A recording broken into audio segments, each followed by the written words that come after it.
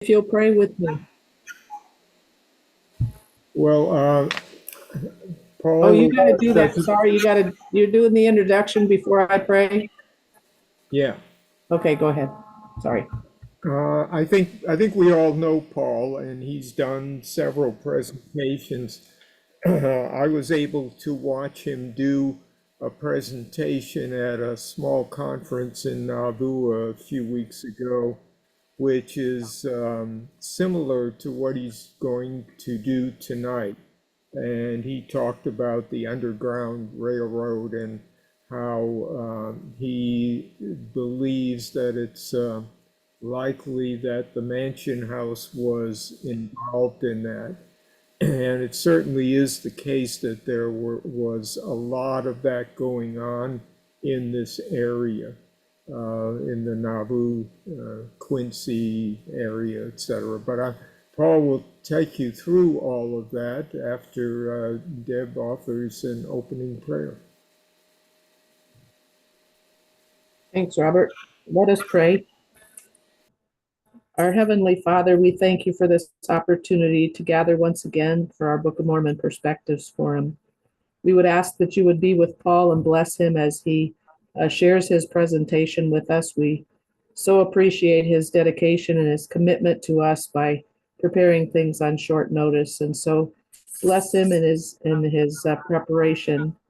And we would be mindful of those our friends Alan Benita Christensen, who have shared in our forum before. We understand that Benita's health is not doing very well at this time, and so we would just lift them up for your comforting, healing presence to be with them.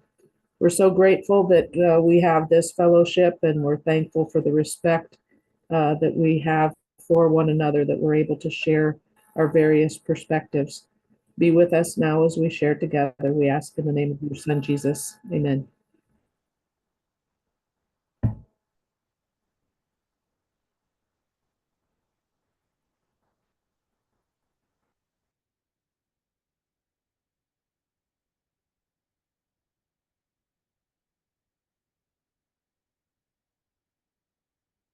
We don't yet have it in front of you, do we? Reverend Jesse Townsend, we can see. You see Jesse? Okay, that's important to be able to see him. But I'd like to be able to get to the slideshow. Yeah, I like the slideshow. I've got black line on top of it. So okay, go back to your left. Wait, there it is, right there. Oops. Go back. There you are. All right. Good evening, ladies and gentlemen, friends and family. It's a pleasure to greet you again.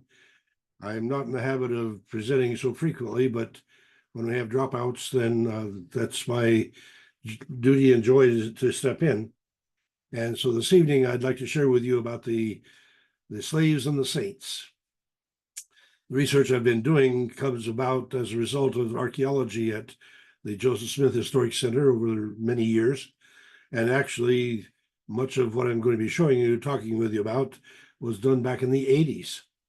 But let me lay the background first, and we begin here with Reverend Jesse Townsend, who was a Presbyterian minister in Palmyra.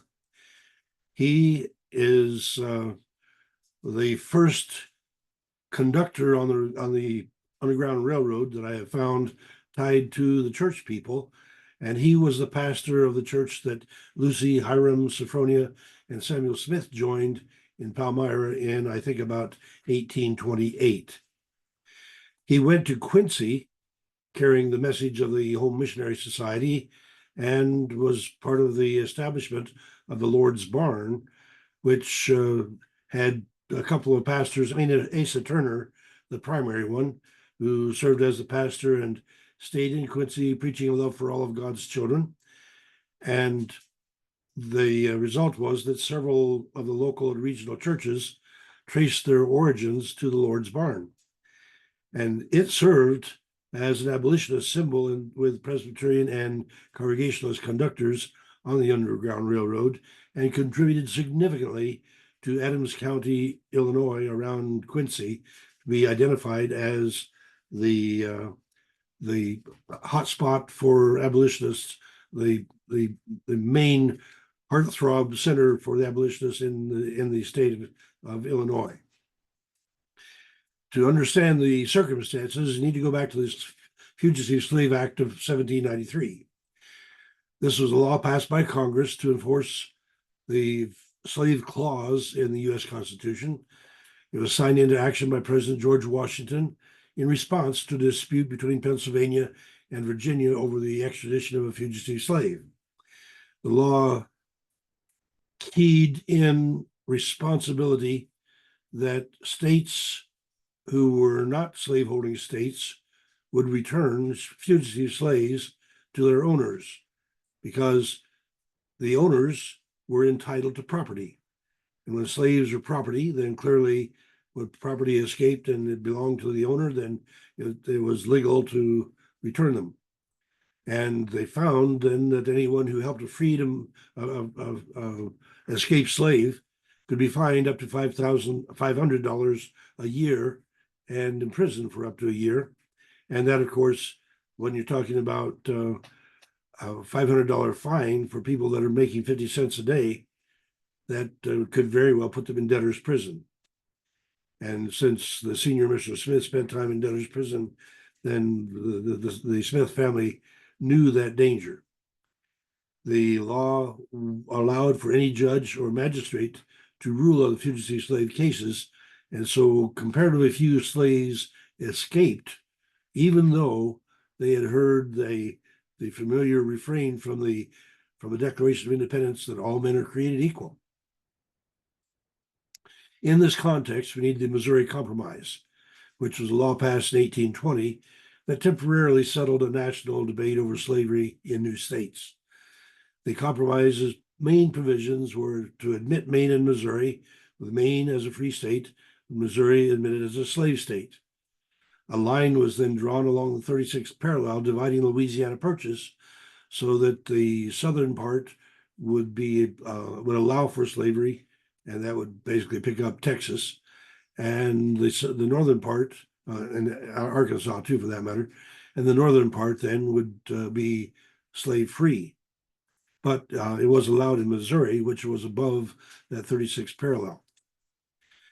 Now, the idea here was to maintain a balance, because the compromise was trying to balance between the free and slave states, so that with the Missouri Compromise, there were 11 free states and 11 slave states that kept a balance in the Senate. The Missouri Compromise was promoted by Henry Clay, who was the great compromiser, and so it was his attempt to satisfy both the pro and anti-slavery forces, because after all, the Constitution guaranteed the right to property, and it provided that slaves would be counted as 3/5 of a person in terms of the census. And so this compromise worked for 30 years before finally being repealed by the Kansas-Nebraska Act of 1854. Then in 1857, the Supreme Court ruled the compromise unconstitutional in the Dred Scott decision, and that contributed significantly to the Civil War. There is an aside here that I need to share because I'm living in that and close to the Sullivan line. You'll see that when the Missouri Compromise was made, they had to work out what the boundaries were, and Mr. Sullivan surveyed 100 miles north from the confluence of the Missouri and Kansas River, and from that point, he went east to the rapids.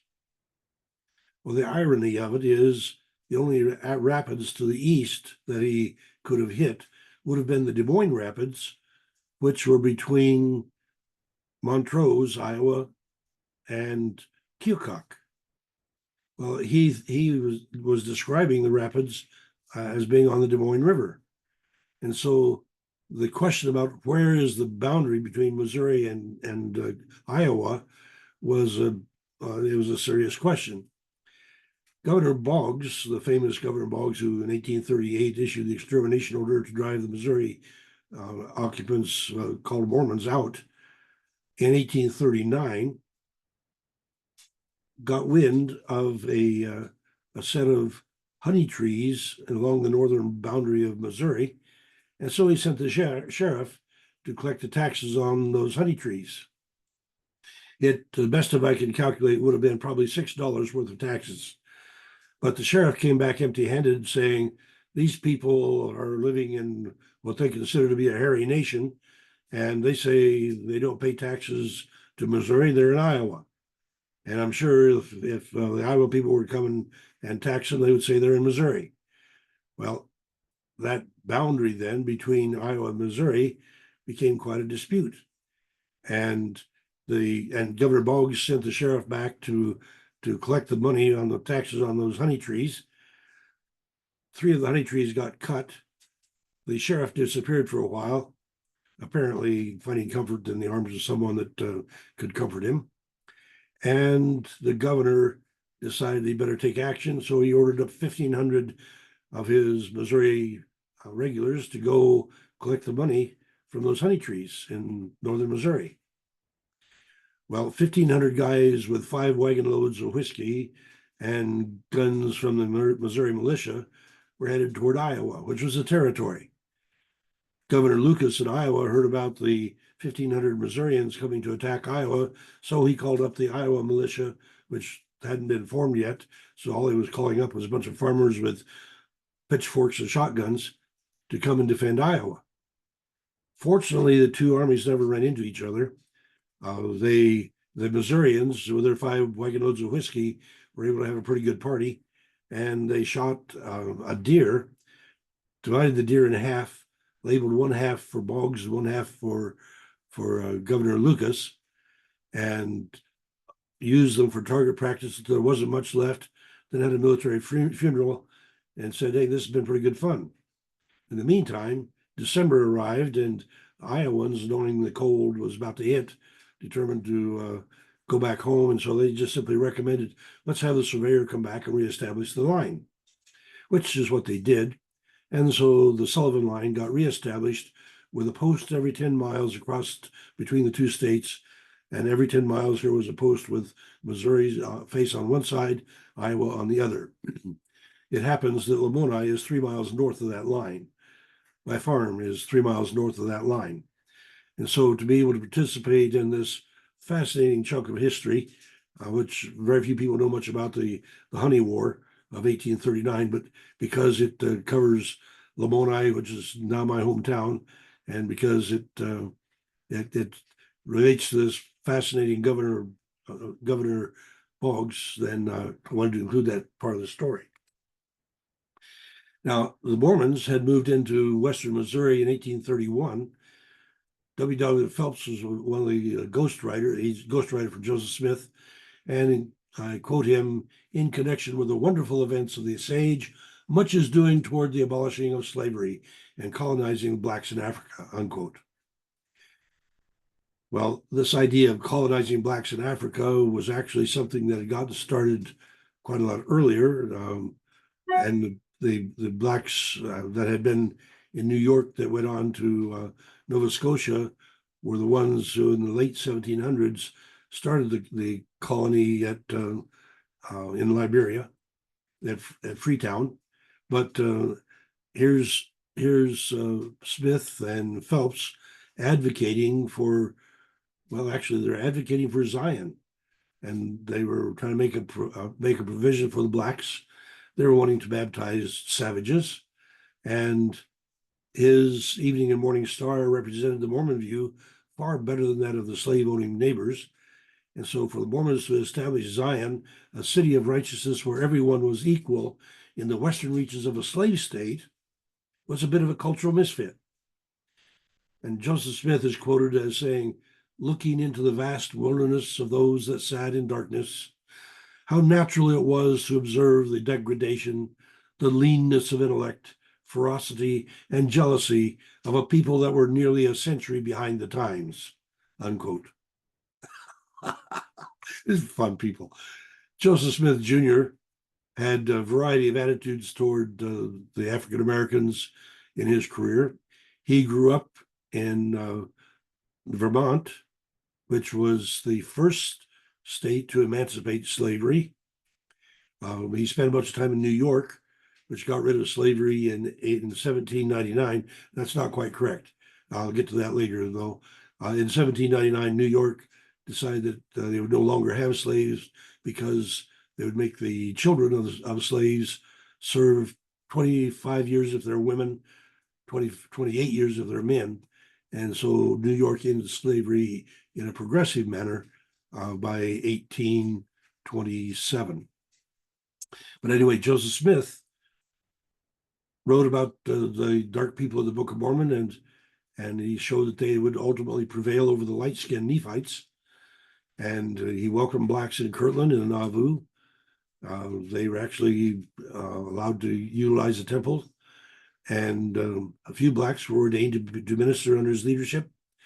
His political campaign for president advocated the U.S. purchase slaves from their masters with money from sales of the land to the West, and then emancipate those slaves by 1850, and they could continue working for the master over the wages or move on as they chose.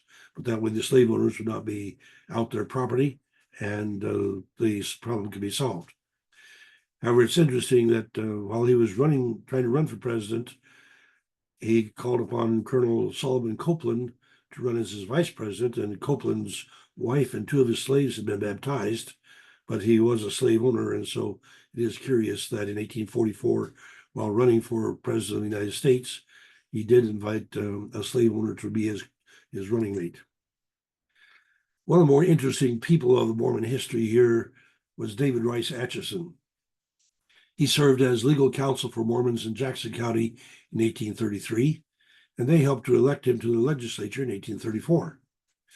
He was a senator from Platte County, Missouri, and he wrote to U.S. Secretary of War Jefferson Davis, quote, "We will be compelled to shoot, burn, and hang, but the thing will be over. We intend to Mormonize the abolitionists," unquote. Mormonizing the abolitionists meant exterminating them. He served as a major general in the Missouri militia during the Mormon War. He was a brigadier general under Sterling Price in the Civil War, and claimed on Sunday, March 4th through noon the next day in 1849 that he was the acting president of the United States. So there is precedent for a certain amount of self-aggrandizement in our history. Okay, back to the Lord's Barn in Quincy, established in 1830 with Asa Turner as pastor, with Presbyterian Congregationalist ministers on the Underground Railroad. They were reaching across into Missouri, across the river, and pulling black people who were trying to escape into their arms up the river, across Illinois, onto Canada. And so Adams County became the leader in the abolitionist movement in the state.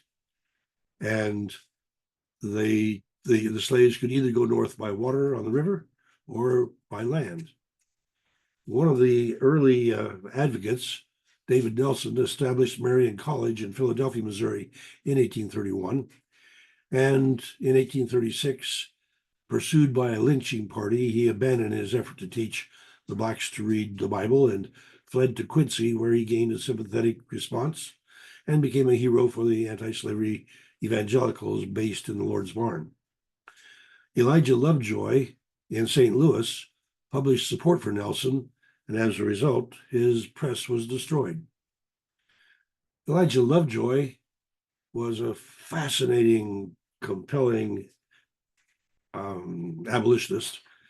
Missouri law made black people slaves unless they had emancipation papers. Francis McIntosh, who was a free man of color, got caught, and I don't know whether he had the papers or not. It didn't matter because they burned him at the stake because he clearly was misbehaving according to the slave owners. Lovejoy then wrote a scathing article about it, and as a result, his press got destroyed again. It was interesting, though, that the Judge Lawless, who oversaw the trial of the people that were guilty of that emulation, Judge Lawless rendered a verdict that absolved the participants in the mob from any individual responsibility, saying that when you join a mob, your psychology is absorbed by the mob, and no one is any longer individually responsible. Well, Elijah Lovejoy thought that was a horrible ruling, and so he presented his contrary views in his newspaper and got his press destroyed for the third time. So he went across the river to Alton, Illinois, got a new press, and was pursued by the slave owners who shot him 5 times and killed him, making him a martyr for the abolitionist cause. His brother, Owen Lovejoy, was also a congregational minister, and he taught that the liberty of all men was an inalienable gift from God. Liberty of all men is a gift from God. And so here he's a strong believer that the fugitive slave law was not of God. It was corrupt and deserved. Well, his brother had spilled his blood. He vowed never to forsake the cause that was sprinkled with Elijah's blood, and so he became a politician. He became a major mover on the Underground Railroad. A little bit later, he supported Abraham Lincoln and was elected to 4 terms in the House of Representatives, beginning in 1856. But before that, he made a tour of Nauvoo in 1848. I'm pretty confident it was. Joseph Smith III, in his memoir, acknowledges giving a tour to Owen Lovejoy and his daughter and her husband, and they had a little breakdown, and Joseph was able to jump off and grab some wire from a fence and fasten the carriage back together and get them to the boat on time. And so they had a time for a nice conversation, but Joseph acknowledged the profound influence that Owen Lovejoy, the abolitionist, had on his own attitudes, because it had been a real honor for him to associate with Owen Lovejoy. So now, just a bit of a chronology of the emancipation process. In 1775, Pennsylvania hosted the first abolition society. In 76, we have the declaration that all men are created equal. In 78, the government was urged to prohibit slavery by the Quakers. And the Quakers had a profound, consistent anti-slavery position throughout. In 1887, the Constitution ratified, and the slaves were counted as 3/5 of a person. And in 1793, we have the first fugitive slave law. In 1803, the Louisiana Purchase made it so we'd have slaves in the South, but not in the North. In 1807, the U.S. stopped importing the slaves. In 1816, the American Colonization Society was founded. 1820, we have the Missouri Compromise. 1830, the Book of Mormon and the Church of Christ, LDS, began. 1831, the Liberator by Garrison marks the end of the Quaker leadership in the abolitionist movement. And Garrison and his followers were profoundly strong advocates for immediate emancipation, not the gradual emancipation that had happened in the North. In 1833, we have the American Anti-Slave Society being established, and by 1836, in 3 years, they had 500 chapters across the country. In 1840, the World Anti-Slavery Convention was held in London. In 54, we have the Kansas-Nebraska bill repealing Missouri Compromise and advocating for popular sovereignty, that people ought to have the right to vote and decide whether they want to be slave or not. So that's why we have the season known as Bleeding Kansas. And then, of course, we have the Civil War in 1861 to 65, with the Emancipation Proclamation in 1863. And in 1865, the 13th Amendment, abolishing slavery and involuntary servitude. I put that involuntary servitude on there because it strikes me that we still have involuntary servitude in a number of cases, and I would cite particularly when a woman is required to carry a child that she does not want. That strikes me as being involuntary servitude. All right, but in the North, we have the gradual emancipation, and Vermont ended slavery in 1777, New York in 1799. So here we're talking about the context in which Joseph Smith was living. Although children of slaves continued to serve their mother's master until 1827, and Massachusetts into slavery in 1783. And that's after the Walker Lewis case. And that's fun because Quaco Walker, the son of Walker Lewis, was ordained by William Smith in either 1843 or 1844. I haven't been able to nail that one down for sure.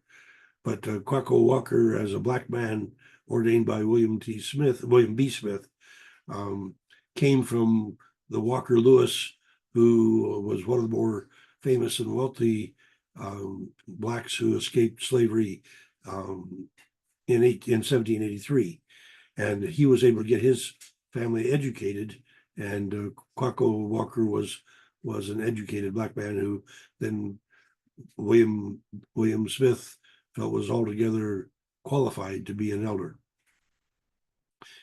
And Smith also ordained Joseph T. Ball, whose sisters had formed the Boston Female Anti-Slavery Society, and they were leaders in it for the last, I think, 4 years of that 1833 to 38 period. And so what we're saying here is that in the North, we did have a gradual emancipation, but that started back in the middle 1700s. And in the South, the gradual didn't work. And so people in the North particularly began to push on it, asking for immediate emancipation as of about 1830. I'd like to highlight the Quaker influence because when in 1831, Joseph Smith moved his church to Kirtland, Ohio, where the temple was being constructed. And by the way, that temple is very closely constructed in the style of the Quaker meeting house. And let me just cite then a few of the Quaker Mormon commonalities. They had founders' visions. Both believed in a land of promise. They had meetings led by the elders. They sent people out on missions. They had modern revelation. They advocated for temperance, Zion, and abolition.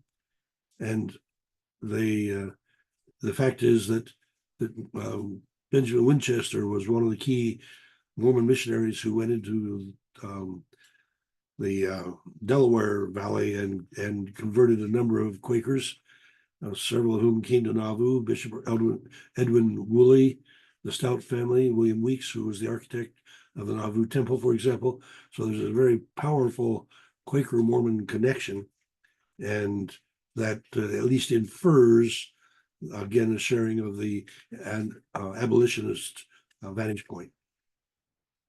But then we are on the Book of Mormon Perspectives Forum, so let me highlight some of the Book of Mormon influence. While the attitude of Joseph Smith Jr. towards slavery fluctuated under political duress, he made clear in the Book of Mormon, in 2 Nephi 2:26-33, he, the Lord, denieth none that come to him, black and white, bond and free, male and female, and he remembereth the heathen, and all are alike unto God, both Jew and Gentile, unquote. And the book, published in 1830, repeatedly advocates the removal of bondage. Slavery appears in the context of murder, plunder, and adultery, not to be sanctioned, but to be abolished. Mosiah 5:52, for example, says, quote, but if you will turn to the Lord with full purpose of heart and put your trust in him and serve him with all diligence of mind, and if you do this, he will, according to his own will and pleasure, deliver you out of bondage. Pretty powerful message for African Americans who could happen to pick up on the message from the Book of Mormon. And here's a map to show you some of the routes for the Underground Railroad. And you'll notice that the biggest arrows go up the Mississippi and up the Ohio River. There was a branch covering Quincy and Nauvoo, and the Mormons had established themselves in Independence, Missouri briefly. And you'll see there's a branch into Kansas through Nebraska to Iowa. And it is supported by a testimony from an anonymous source who grew up in a Kansas City house with a tunnel to the river and a room for the carrier pigeons. And that source, because of being anonymous, is nonetheless one that I'm confident is reliable because you know a person's integrity for a lifetime, and you can't believe that they would fabricate anything. And in this case, well, there's every good reason to believe it because she was sworn to secrecy. Because even in the modern world, the predisposition to tell about having gone against the law. And in 1850, the fugitive slave law became $1,000 penalty. And so to face that made it so an awful lot of the escaped blacks made it to England or to Canada, and people who were trying to help them had to be extremely careful. And so the requirement for their children to hold the secret. We may be involved in this thing, but we don't want to let people know because it could cost us our careers. Okay, now I'm getting to the archaeology. The drain off the northeast corner of the servants' quarters of the Mansion Hotel is pictured here. And you can see that it's just close to the surface of the sod. That drain was a line of bricks on either side. The water would have come off the roof down into the cistern, and once the cistern was full, then they would have pushed the plunger to kick it out the drain. But the drain, of course, was carrying the water from the high ground down to the low. And while the cistern water was highly valuable for cleaning the linens and so forth, the excess was not of particular value, so just simply get rid of it. But in 1843, when the Mansion Hotel was added to the Prophet's house, we find that there was a drain found on the southeast corner of the hotel. It was not attached to the basement. It was about 6 feet, 5 feet at least away from the basement entry.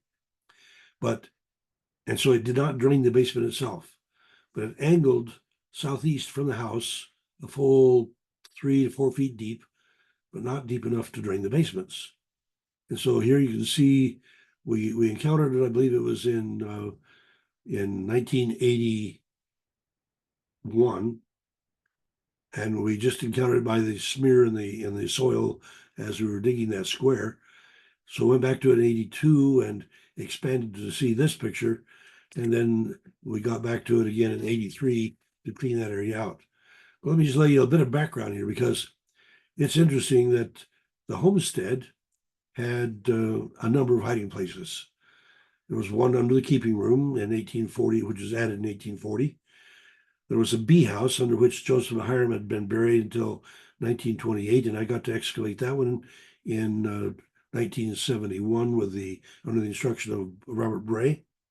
And that's where we found the coffin nails down at 6 feet below surface. The brick wall on top of the limestone wall on the north side remained, and the two corners remained. So we could be very confident that this was the basement under which Joseph Hiram had been buried. Matter of fact, I found the coffin nails to verify that. So, but that building was restored with logs on top. And that's because in Joseph Smith, the third memoir, he talks about a log schoolhouse under which there was a basement. And he describes one of his classmates getting conked in the head and slammed into that basement. And they did a dance over his head and finally ended up having to apologize. But that was clearly not the same basement as the one under the bee house, which was a brick building. So here we have a small brick building, a small little schoolhouse, each with a basement. We have another one under the steps by the keeping room, which was found by Bob Bray in 1971.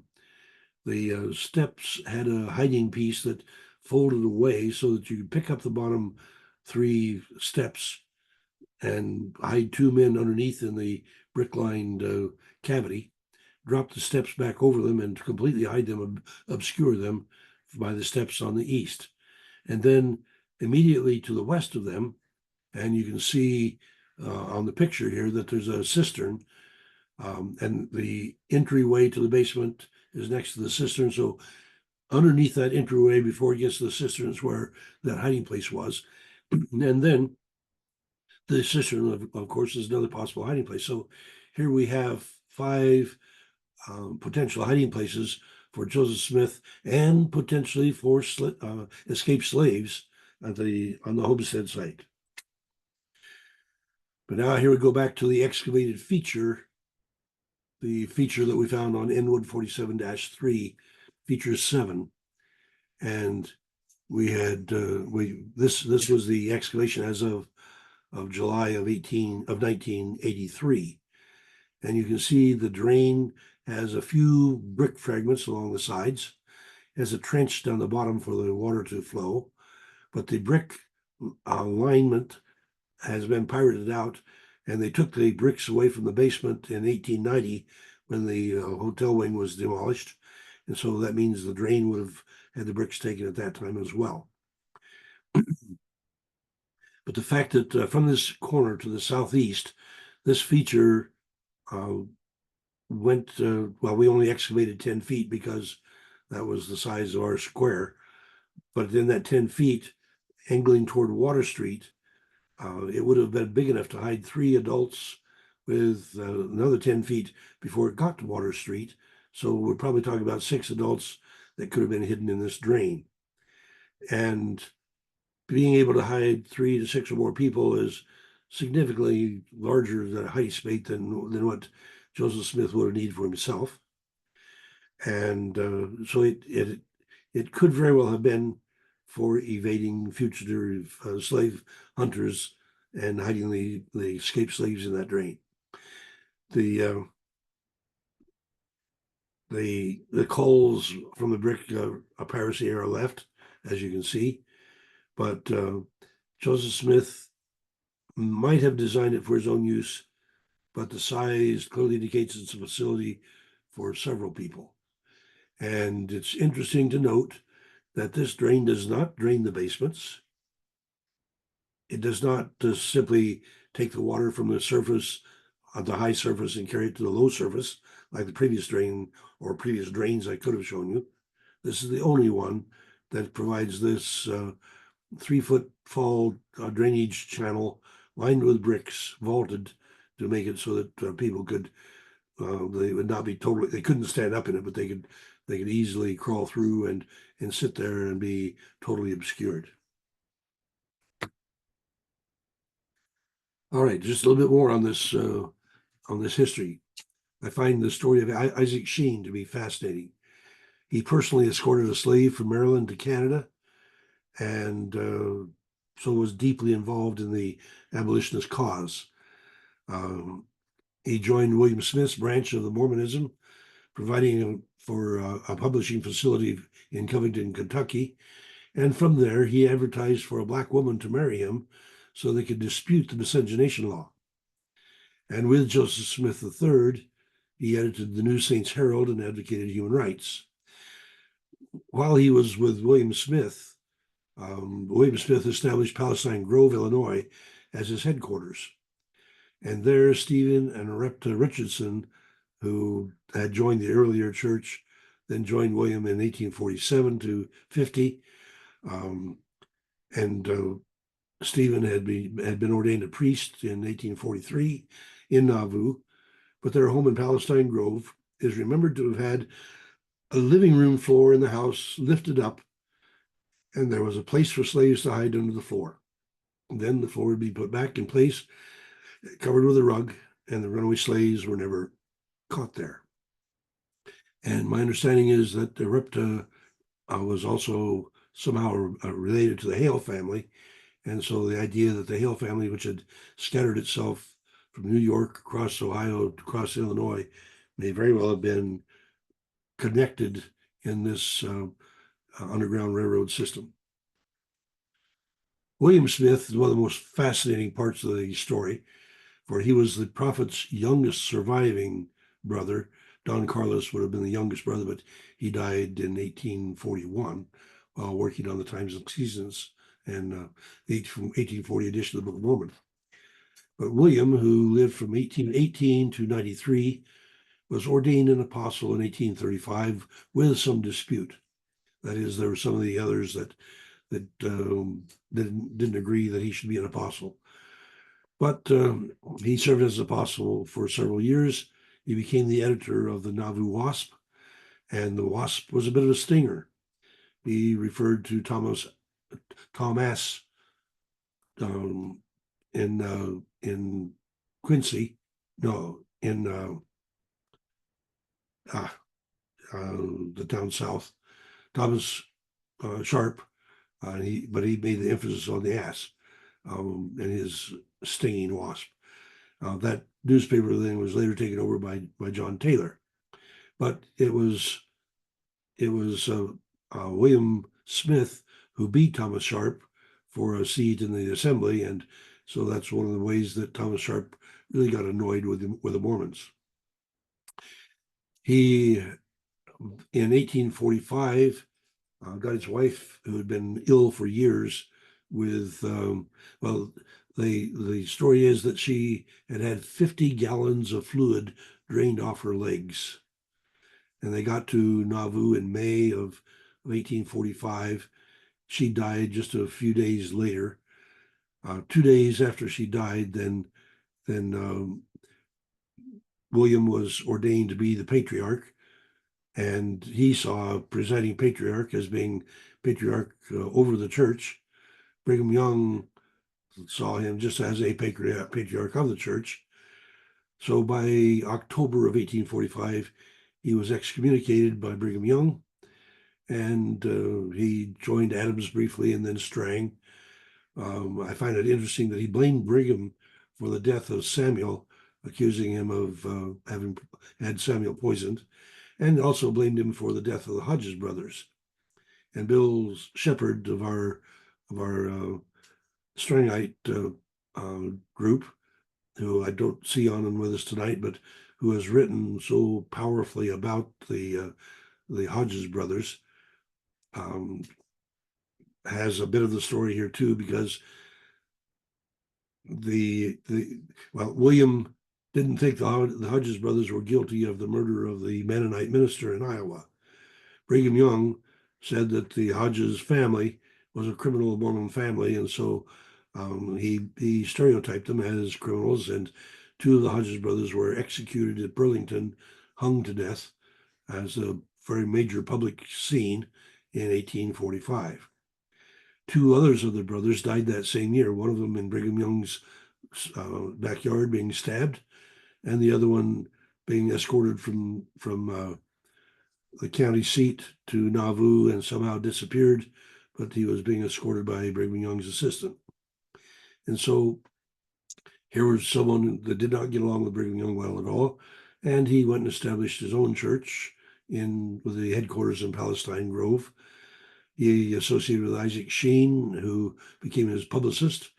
He was supported by Lyman White, who fundamentally agreed that there needed to be somebody with the inheritance of the family leading the church.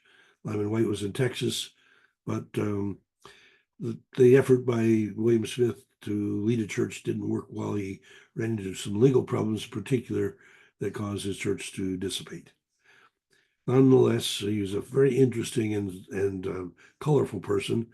In 1872, he petitioned to Joseph Smith III to be a patriarch in the RLDS church.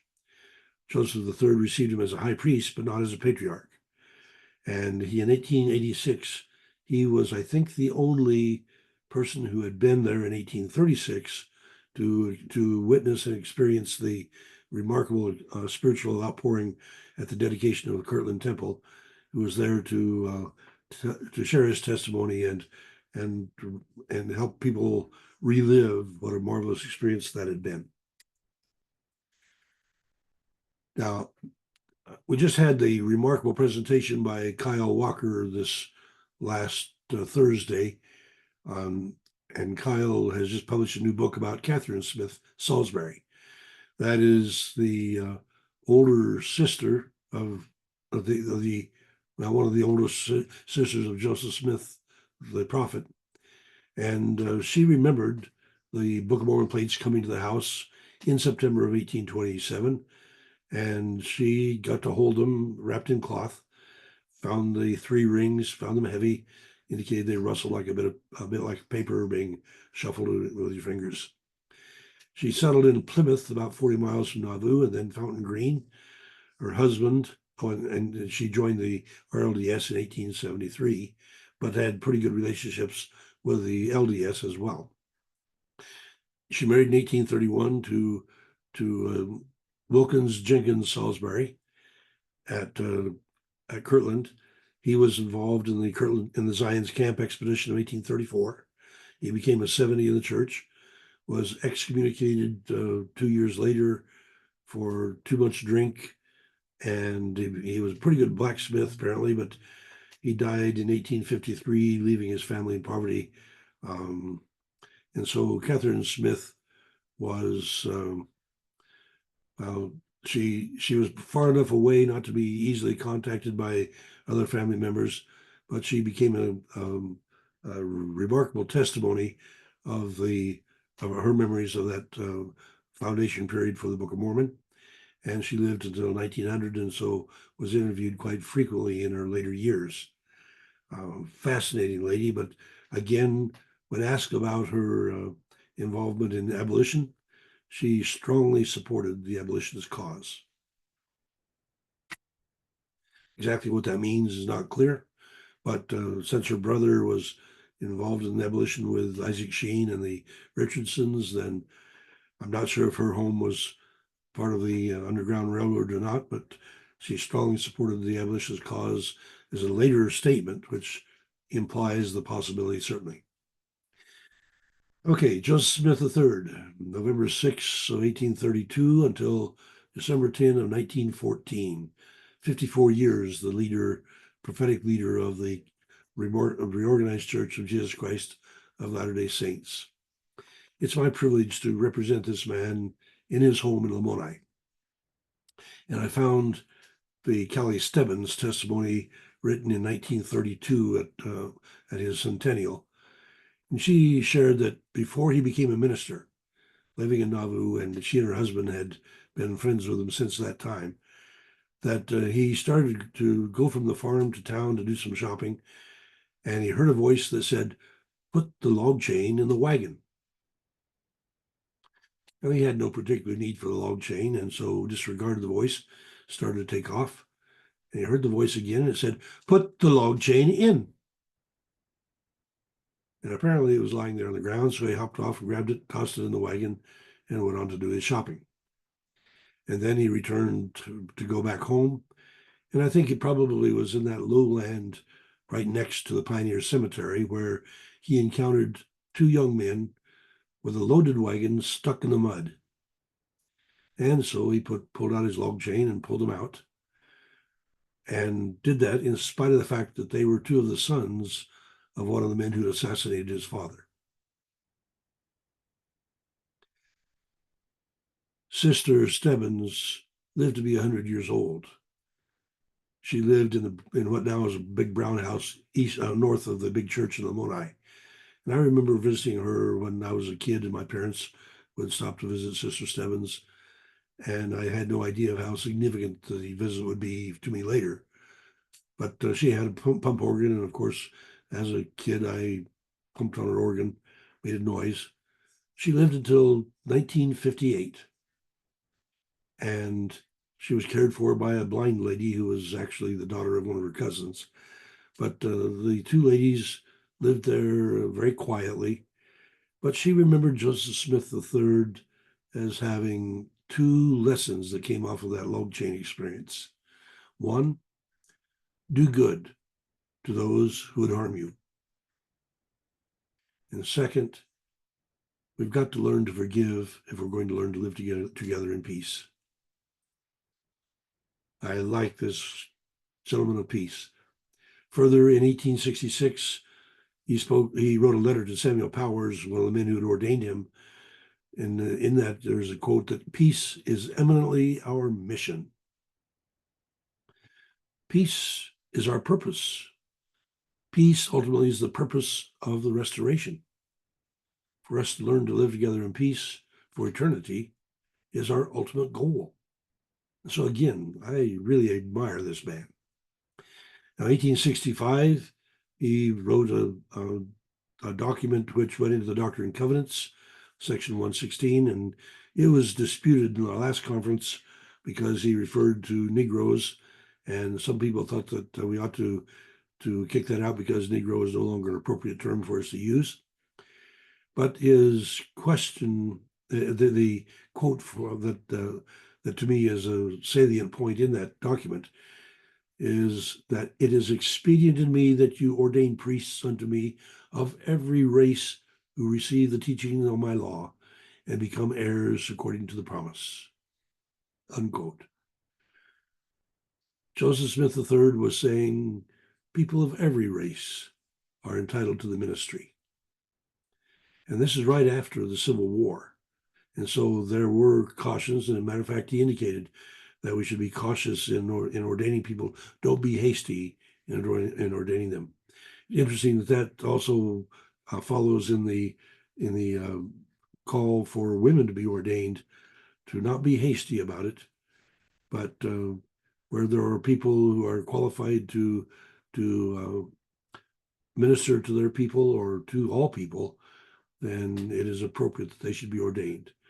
And my wife was one of those, and she was the first of the Polynesians to be ordained. And because of her ordination, when she went back to Tahiti and gave a sermon about the crooked nail, that reached across the islands, and there are more women in charge of churches in the community of Christ now than there are men, I think, certainly in Polynesia. But where women used to not be able to touch the marae, the sacred sites, they could not occupy the pulpit. The little lady that honored me with her life for 50 years raised her voice and changed that. And I see it as directly connected to what Joseph Smith was saying, that people of every race who receive the teachings of my law and become heirs to the promise, they should not be held in bondage of any kind. For the Book of Mormon says that bondage should be released so that we can live together in peace and freedom. One more thing, Joseph Smith III in 1874 was one of the committee of three that designed the church seal. And on that, they had the peace sign at the bottom with a child, a lion, and a lamb. And off to the left side is a coconut tree, the tree of life to the Polynesians. And to me, that is significant because the church had just gotten news that while the church had been set up in Tahiti and Polynesia in 1844, the one English-speaking person who'd been left in charge was John Hawkins. And John Hawkins had continued to worship with the people and encourage them to follow the teachings they had. John Hawkins' daughter married Moe Faura, and their son, Faura, followed in his father's footsteps and became a leader of the church. And his son, Abraham Faura, did the same. And Abraham Faura was my wife's father. So that family had maintained the teachings of the church since 1844 in Polynesia. And for that message to come back to the United States by 1874, and Joseph Smith III put the palm tree, the tree of life for the Polynesians, in that church seal, to me is a valuable element. It's no longer there, but I mean, it's no longer in the church seal. It's in the modern iteration. But the fact that it was on that original one is, to me, a symbol of the significance of the church being a worldwide church, able to embrace the people from all around. And when the palm tree, which was the tree of life, the one used for the corner posts of the houses, whose leaves thatched the roof, whose fruit fed and offered drink for people when they're traveling the ocean. This awesome tree is a symbol of the tree of life for everyone.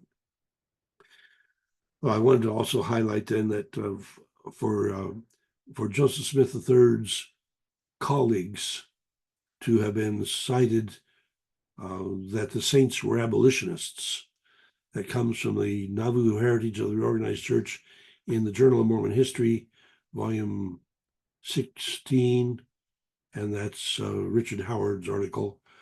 But the idea that, and that was a quote that he had from Samuel Burgess, who was a contemporary of Joseph III, but he said that the Nauvoo Saints were abolitionists. So here we are with growing testimony to support that claim.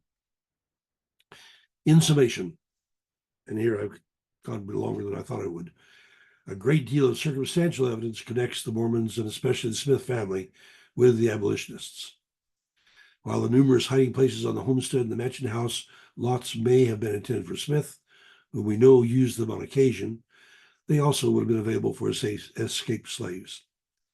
The brick-lined drain at the southeast corner of the Mansion Hotel offers archaeological evidence of a hiding place available on the Underground Railroad. It is impractical as a drain, not as low as the basement. It has minimal slope to carry the water away. It's brick-lined with a small water channel. It's large enough for several persons to be hid.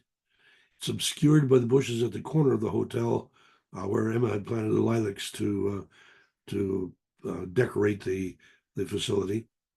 It was probably added in 1844 with the well room. And when you look at the Campbell picture that I'm sorry I left out here, the Campbell picture would show that when Joseph was giving the speech to the Nauvoo Legion on June 18th of 44, that the room was back there beyond the hotel.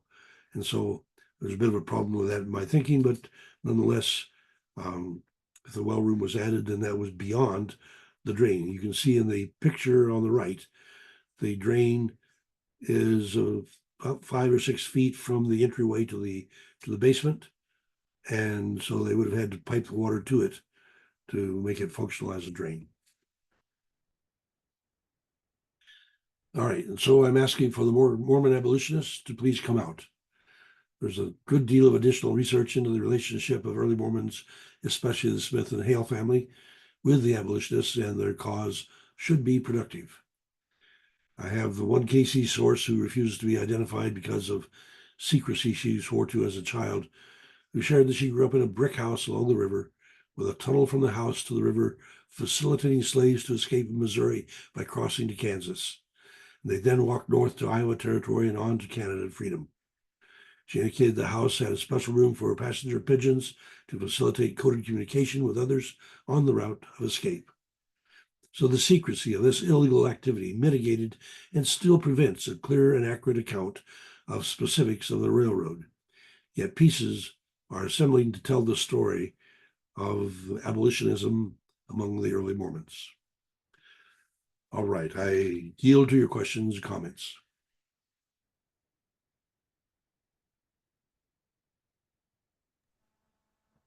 Thank you, Paul, for the presentation. It was a comment that was added in the chat that, sorry, I lost it. It was the Warsaw Signal, Rick says. Warsaw Signal was the newspaper that Thomas Sharp used to counter William Smith's Thomas Sharp. And is where there's a significant dispute between Sharp and Smith because they were both running for the same office in the state assembly. And Smith won. Okay. John Mueller, go ahead, please. A related but separate question. I believe that Joseph Smith III also asked the Lord about a question of serving in the armed forces during the Civil War and was told not to enlist, but if he was drafted, he would not be blamed if he killed anybody. Do you happen to know a reference or a source for that reference? But I think that that was said. I don't think it ever made it into church scriptures. It's in his memoir, and he tells of his struggle with that issue. He actually gave a speech, and I think some 17 guys signed up to go fight for the North. And afterwards, he recognized that what he had done might very well implicate blood on his hands, and he regretted it, and I think became more of a pacifist thereafter. Thank you. His brother William, however, did join the Northern forces and did have a small stipend that came to him, I think, monthly in the years after the war. He got sick and I don't think he got very much engaged in battle, but he did sign up and went to serve.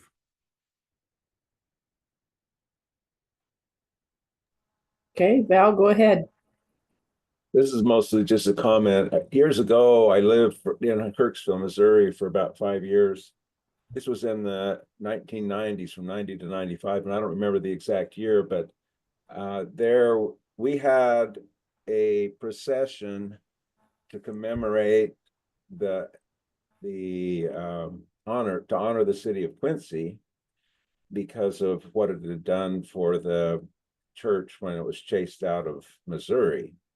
So we had a whole bunch of, I don't know if there were any Community of Christ people that participated in this, but a lot of the LDS people, like 150 people or something, went over there and walked across a bridge into Quincy to honor them. And Paul, you mentioned that Quincy was pretty active in the Underground Railroad. I think that city holds a place of honor in general, because they had a very honorable role in rescuing the Saints when they got chased out of Missouri, and then also be involved in the Underground Railroad. That's a righteous city, I think. Well, it changed. I was interested at the Untold Nauvoo stories this year that we had the 1920s presented as Quincy becoming a headquarters for the KKK. As a matter of fact, I found documents of 1840 that the people of Quincy were regretting having all the Missouri slave owners coming across and burning things, and so maybe they had overdone it. But yes, I certainly personally agree with you. For people of Quincy to take in, there were 1,000 people in Quincy that took in probably 3,000 of the Mormons. But it's interesting, and I think people miss this very important chunk of history, that here's a 10-year span in which Quincy had become an abolitionist stronghold. They'd been hiding blacks underneath their wagons, hiding them wherever they could in the boats to get them up the river and get them beyond Missouri. And then here comes Governor Boggs' issuance of an extermination order. So they don't have to hide the Mormons. And as a matter of fact, the Clevelands hold, Judge Cleveland and his wife had the house that had window panes, one of the finer houses in Quincy, and they took in the Smiths. And then when the Smiths established Nauvoo, the Clevelands moved across the street from them to still be their neighbors. Jonathan Browning moved his automatic rifle business to Nauvoo on Main Street, and these were both members of this Adams County Abolitionist Society. And so just really clear to me that the Underground Railroad connections between Quincy and Nauvoo, even though we don't have any clear documents that I can cite for them, I think the archaeological evidence is compelling that this transport up the river was a very active zone on the Underground Railroad.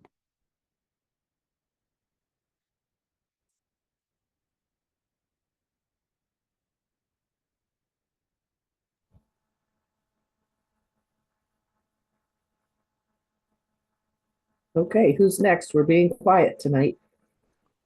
I can't figure out how to raise my hand, so I'll just jump in, I guess. Here, I'll get on camera though if I can figure out how to do that.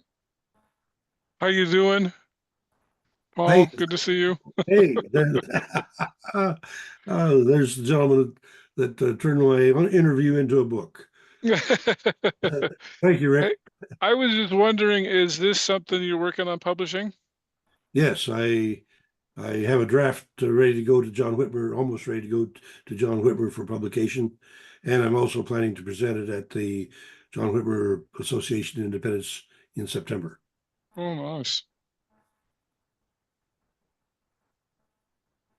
Yeah, there's the article has significantly more in it, I think, but this is a summation with the slides to try to help people consider. I want to at least get the conversation going that there's a connection here that is one of the untold stories of our overall message. You know, the secrets, the things that we hide, are tough to come up with. And yet, in this case, the archaeology, I think, has come up with compelling evidence that this hiding place at the mansion house was far more than what Joseph Smith needed.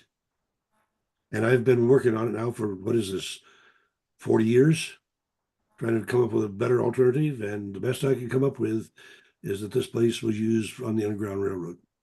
Hmm. Do you think that that contributed to the problems in Missouri? Was there more of a connection to abolitionism in Missouri? And because they had that paper in 1832, and they said Mormons were pro-black and everything. Do you think that Yes. had anything to do with it?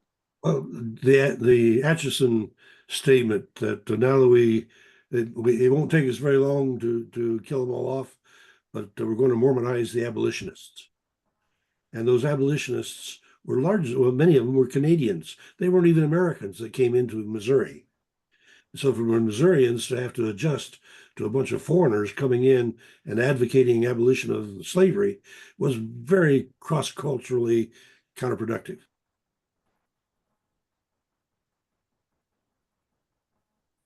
Very good. I'll turn it over to somebody else. Thanks, Paul.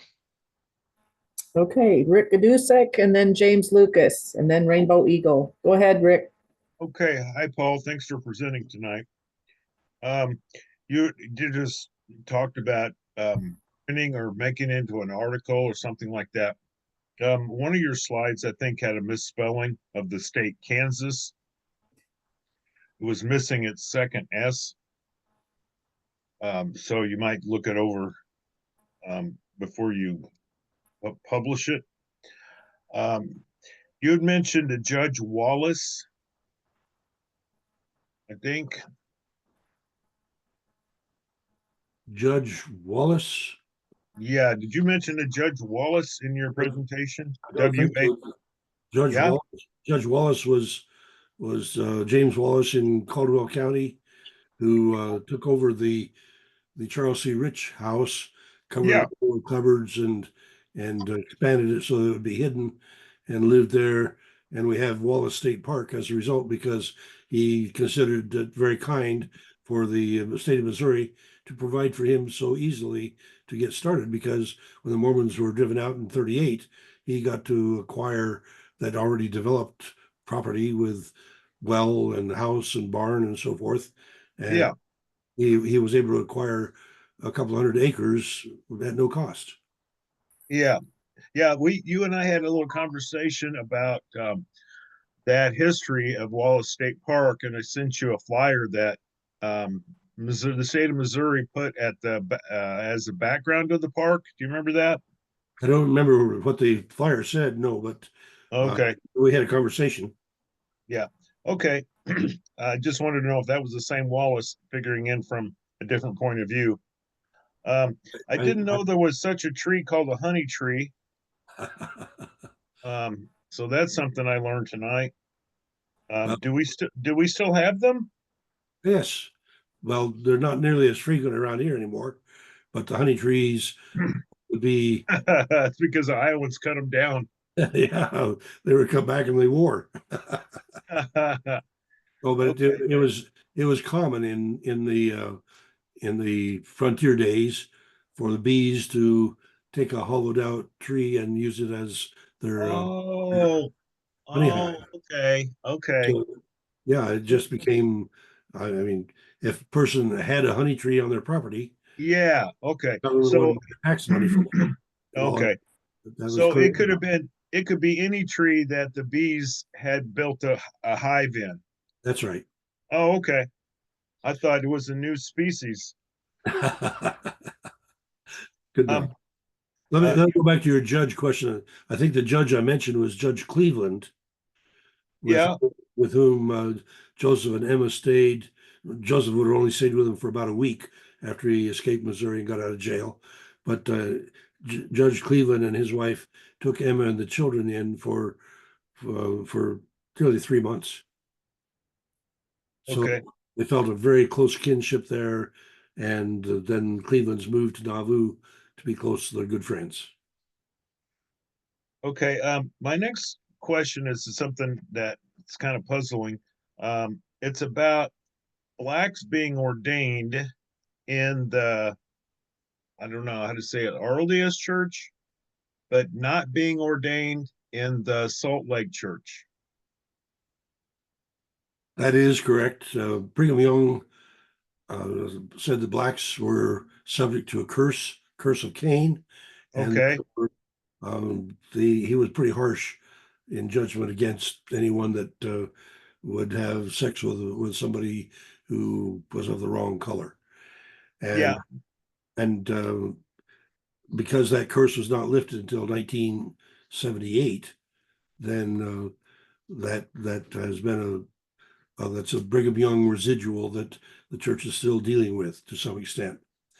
On the other Yeah. hand, the reorganized church has not ordained very many African Americans, but William Blue, for example, was one that was ordained in, I believe, in Florida, but he was basically to provide himself and his wife as cooks for the reunions. When he finally came to Kansas City, he gave a special blessing to Rena and myself because cross-cultural marriages never work, we had been told, and he offered a blessing for us so that ours would work. Well, it must have been a good prayer. I think it was. He was a good man. I really have a lot of respect for him. He was patient Okay. enough to work with a bunch of white people who discriminated against him. Yeah, that's a tough go. So in 1978, something happened in the LDS church, which now opened the door for blacks to be ordin Ordained, ordained. yes, Yeah, is that what you're saying happened? yes. Okay, so was it a revelation that that My came? understanding, I heard a couple of presentations on this at the John Whitmer a couple of years ago, Okay. and if I recall correctly, the uh, the Carter administration saw that the Mormon Church was very profitable and was Oh, discriminating against blacks, and so was ready to challenge their tax exemption status. And so within a week, they received a revelation that now it was all right to ordain. oh, okay. Paul, Rick Bennett says he'd be happy to chime in on this if you would like. Okay, well, let me add that at that presentation, there was a very brave lady who stood up to say, "And when will the ban end?" And the two presenters sort of dropped their jaws while the ban ended in 1978. And she said, "Yes, but how about for the other half of us?" Yeah. At that point, Bill Russell, who was one of the original founders of the John Whitmer Association, raised his hand, was acknowledged, and he pointed over to Paul DeBarthe and he said, "Paul DeBarthe is here, and his wife was one of the first women ordained. You might go talk with him to see what it's like to have had a relationship like that for the last 3 decades." And he pointed out then that 6 of the 12 apostles in the community of Christ were women at that time.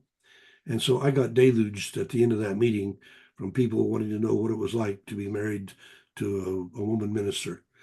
And it was just an awesome experience for me to be able to share with them what a delight it had been to serve 37 years as co-minister with an angel.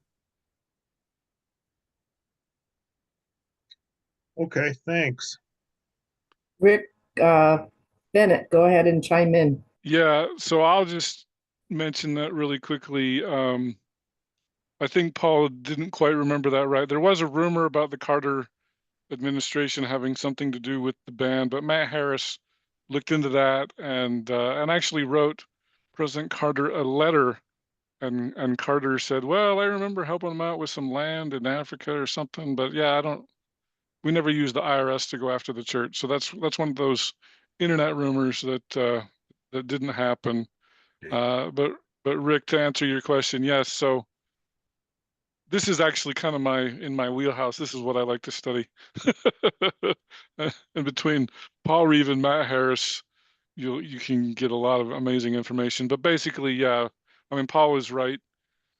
Well, there were a lot of conflicting narratives about why blacks couldn't receive the priesthood in the days of Brigham Young. It doesn't appear that there was a ban in the days of Joseph Smith, but yeah, some interracial marriages, as Paul said, caused Brigham to get a little bit upset about that, and so there was a ban basically roughly from 1850 to 1978 in the LDS Church, and then President Kimball had a revelation that rescinded the ban.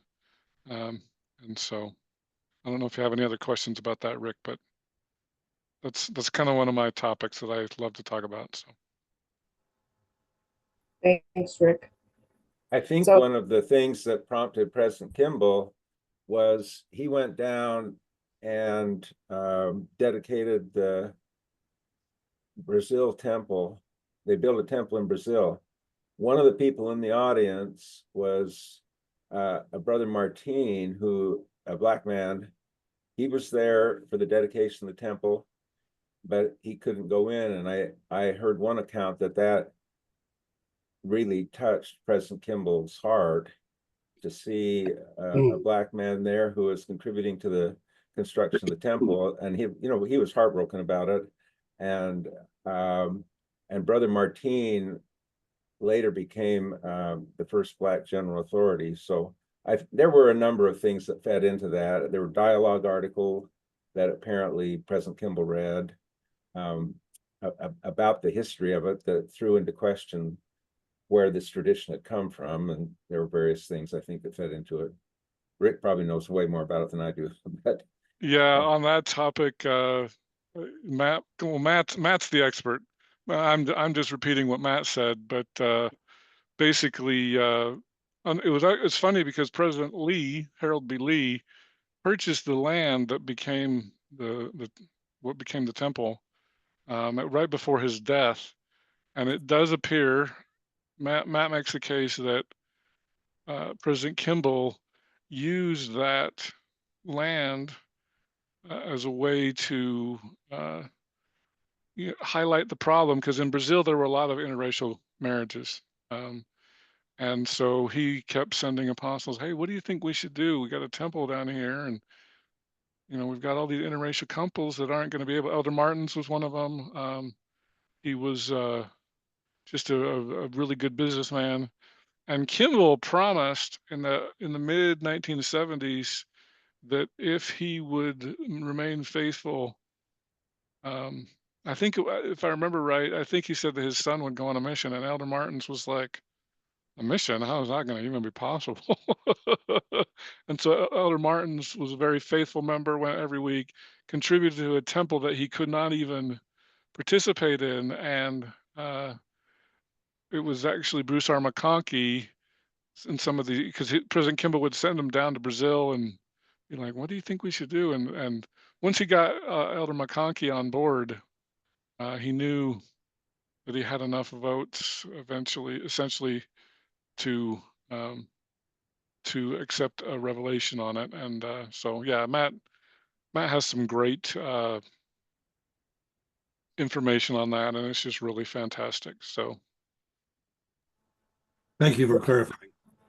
I would recommend that you watch the Gospel Tangents podcast with Matt.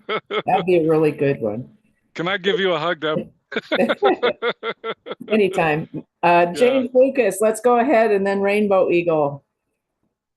Okay, two comments. First of all, just to hook this discussion back into Paul's discussion, so we've referenced that the ending of the ban in 1978 was under the president of the LDS Church named Spencer Kimball. Spencer Kimball's full name is Spencer Woolley Kimball. He was a descendant of the Quaker Woolleys who had joined the church that Paul mentioned in his presentation back in the 1840s, and was quite proud of his descent from the Quaker Woolleys. So, Oh, so, thank you, James. That's delightful. so you would close the circuit here a little bit. Fascinating. Delightful. Thank you.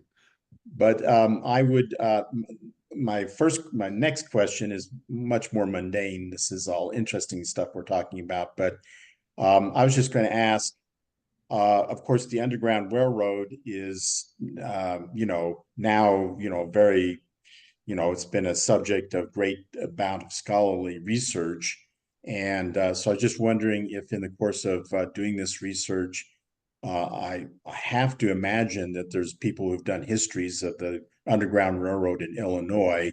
And I was just wondering if there was any, I mean, you say there's no written record of the Mormons' direct participation in the Underground Railroad, but are there records of the route up the Mississippi? And I mean, I can imagine that these sorts of things would be perhaps found in regular secular histories of the Underground Railroad in Illinois, or is that a subject that nobody's really written any books or articles about? I'd be surprised if there weren't some kind of literature about the history of the Underground Railroad in Illinois.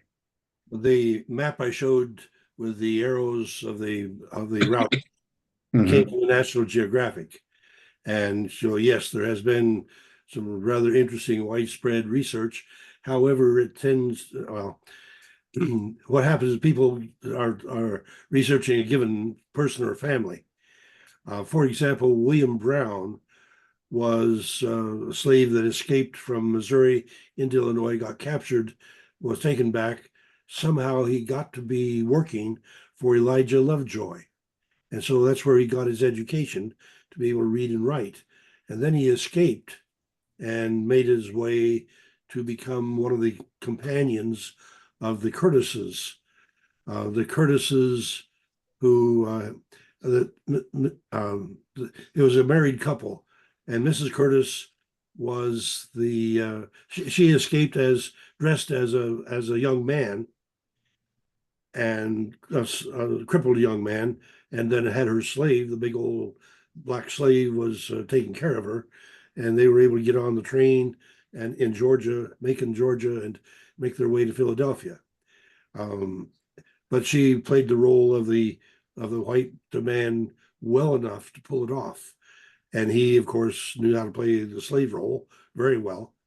But they, by that courageous escape. Oh, and by the way, she was the daughter and granddaughter of the plantation owner, and she was the slave of his white daughter, or half sister.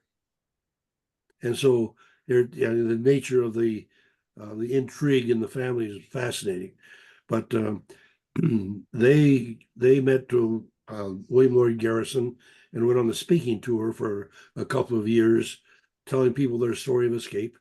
William Brown joined them on a speaking tour. They also got William Box Brown, who had himself nailed into a 3-foot by 2-foot box, and shipped on the same railroad that the Curtises had escaped on. And after 28 hours in that box, he arrived, I think, at Philadelphia.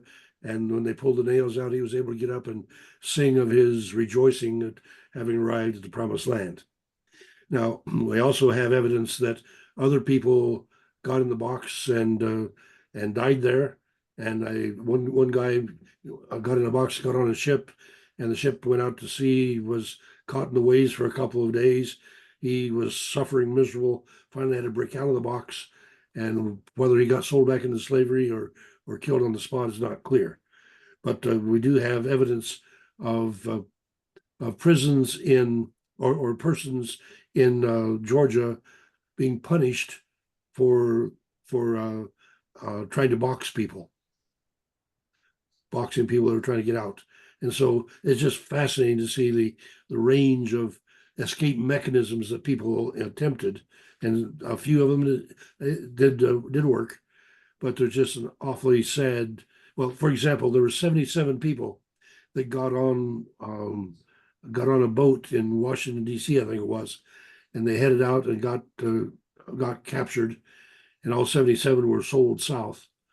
The four people that were responsible for planning the escape got 4 years in prison, and President Millard Fillmore pardoned them. Only two of the 77 that got sold south ever made their escape back. So it gives you an idea of the chances if you were sold south, and so many had their families separated as they were sold south. Coming back out of that was very improbable.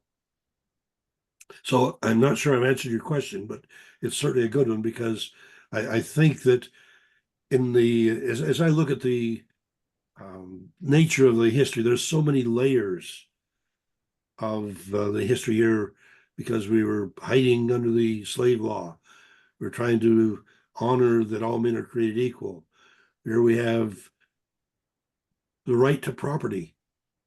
That property right was a legal right, and so people who were observers of the law had a responsibility to turn those slaves back over to the slave owners. But then, what's that do for your conscience as a Christian? These people faced a really serious dimension. Okay, thank you. No, that's very interesting. As I said, it would be interesting if you don't have direct written evidence. I mean, your archaeological evidence is fascinating. If we don't have direct written evidence of refugee slaves passing through Nauvoo, it would be interesting to see if there's any literature about just slaves going up the Mississippi, because that strikes me as being an unusual route of escape, since you'd still be in the United States. I mean, go up the Mississippi to Wisconsin or Minnesota, you'd still, I mean, that part of Western Canada was not very well settled at that time, and it strikes me as I'd be curious to know what route a refugee slave who went up the Mississippi would take to find, ultimate refuge to get to some safe area for them, and what that safe area would be. Would they just stay in like Wisconsin, or was there a way for them to get into Canada, even though Western Canada was not very settled at that time? Owen Lovejoy had his 1,100-acre farm in the middle of Illinois. Mm-hmm. He was arrested for helping the slaves, but had good lawyers and was able to beat the arrest. And so he advertised that his was a place that would be open to any escaped slave because he would help them make their way to Canada. And so here he was in the middle of Illinois. So it appears that a major route was crossing from Quincy, Nauvoo area to the middle of Illinois and then on up into Canada, crossing the Great Lakes to get to Canada. Now, we do know that Palmyra was a major jumping off spot. There's a beautiful monument that's been created there. I got to meet the gentleman that created the monument to the escaping slaves. And he has portrayed in bronze a family of slaves primed there on the American edge of the river, anxious to get across to freedom on the other side. Beautiful monument. And with Reverend Townsend there in Palmyra on the underground, we know that was a jumping off place. So again, when you have a family that lines up like the Hale family does, across from New York to Ohio and Illinois, then it becomes very likely that is a network by which slaves could be channeled from one to another and help them make their escape. Okay. Of course. Yeah, unfortunately, the slaves didn't often write their histories that much. Mhm. So that's one of the difficulties. Right. Well, Rainbow Eagle's been waiting a long time with that hand up. Thank you, brother. Been Yep. very Thank you. patient. Thanks, Rainbow Eagle. Thanks, James. Okay, I guess I'm on. You are. Hello, everybody. I do make some notes here, but I'll keep this rather brief. In my opportunity of being able to be of service with the being director of India Ministries as a 70, um, we never had an opportunity to process a calling to the priesthood. There was at that time of the early 80s a need to shift the promotion of or the finances of the Indian ministries to African ministries. For the Native American culture, it was important to place it kind of off to the side. I tried to be respectful of everything, which means that whenever there was a potential for ordination, what was stopping it was that the good person was a smoker. Now, I don't smoke. I that's not a part of my culture at that time. Now, I say that because the culture is something that is dear to me, as well as my relationship with Jesus. But the black ministry, you see, really didn't have some of the dynamics of culture that I think that made it a little bit easier way to kind of bring them on board. I say this because then my ministry then went to the Ohio Valley, and I noticed on the map a considerable strong artery of the Underground Railroad. And now after all these years, you begin to kind of put the pieces together. I have done a strong ceremony in two places regarding the Underground Railroad. And of course, in the culture, there is what we call the backbone of the culture is the prayer pipe. I don't smoke, but in ceremony, that is a part of the culture that is very dear to me and my walk beside my wife. So that little bit of the culture was not an easy thing to bring into the church experience. And so whenever things really begin to have turns in the roads in the Ohio Valley, now I know that I was able to continue my ministry within the Native American culture that would not have gone very far in a regular ministry. So I'll just give you a little bit of history of what it is like to be able to be right in the presence of where and being in the Underground Railroad. I was shared that there was a path, and then that path split out into three parts. And there was a lantern placed in one of those three paths to identify which direction that they would need to go because of the preparations that need to be had. So that was a kind of a different dynamic that I had not been aware of regarding the Underground Railroad. I'm not sure that that's even been spoken of, but it was shared with me in a very careful way. Well, that's what I have to say. Thank you.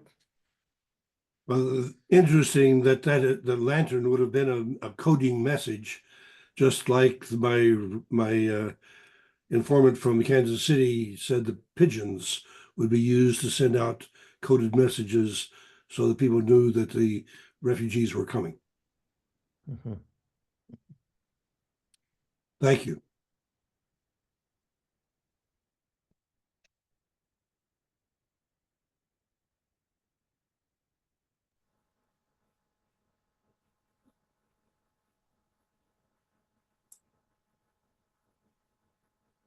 I thank you all. That's all apparently. I thank you all for your kind attention and good questions. Been an interesting discussion for me, and I'm fascinated that we have so much that we don't know. There's so much yet to be learned out of our past, and I think there's a tremendous amount of benefit by being able to dig into it and find those bits and pieces that can help us better understand the courage of our predecessors, the faith that it took to go up against the law in order to go in support of what you believe is a higher law. I think we may be faced with that yet today. And as we try to become people of peace in a world that has an awful lot of conflict, we have quite a ways to go, I believe, in order to be able to embrace the language of peace, the culture of peace, and learn to live so that we can appreciate the diversity of peaceful manners from various cultures around the world. And so I thank you for being an amicable bunch that's willing to take perspectives from around wherever we can find them. By the way, we do have openings again, I believe, in April. But it's very, very gratifying for me that you have persisted, many of you for 5 years, on this Book of Mormon Perspectives Forum.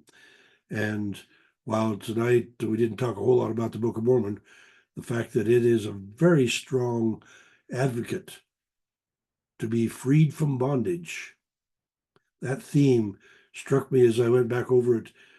There are just numerous, I think well over 100 evidences in the book of God wanting to free people from bondage. And clearly there's many different kinds of bondage, but slavery is absolutely one of them. And so for us to learn to be free from our bondages and to live together in peace is a promise that I hope we can internally and eternally embrace, because it's the call that we are given by God. I very much appreciate your kindness to continue to share with us. Next week we have who do we have?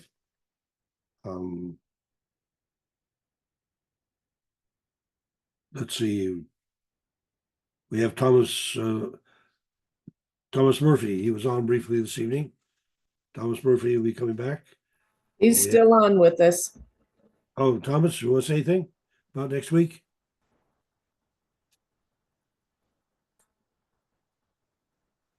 David Fairman the following week. Okay. Sorry, I'm trying to figure out my iPad here. Yeah. I'm gonna be there next week to talk about an article published in the Journal of Northwest Anthropology called Science and Fiction, Kennewick Man, the Ancient One, and Latter-day Saint Discourse. All right. So I look forward to joining you all again. Thank you. We'll look forward to having you. David Fairman will be coming back with us to talk about peace prospects. Art Woodcock will be coming to share about goals in the Book of Mormon.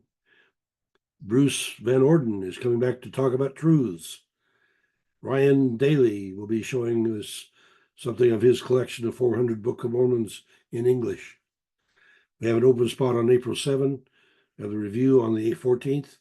Chan Martin is coming with domestic violence and Lehi's family on April 21. So beyond that, I've got open spots. Any of you that would like to volunteer for another presentation, I'm particularly anxious to get things covered during the time that I'll be digging, preparing to be a delegate at the World Conference, and the fact that Joseph Smith's site happens to encourage me to be much more on site during the summertime makes it so I'd like to get the summer filled out pretty quick. So any of you that are willing to give us another presentation, share your topic with me, and thank you. And again, thank you all for joining us tonight. Deep river, my home is over Jordan. Deep river, Lord, I want to cross over into campground. Oh Lord, I want to go to the promised land, the promised land, where where peace and people live together in peace. a place and purpose of peace. A place and people living together in peace. Oh, deep river, Lord, I want to cross over into campground. And may you all be blessed in your efforts toward peace, is my prayer. Good night.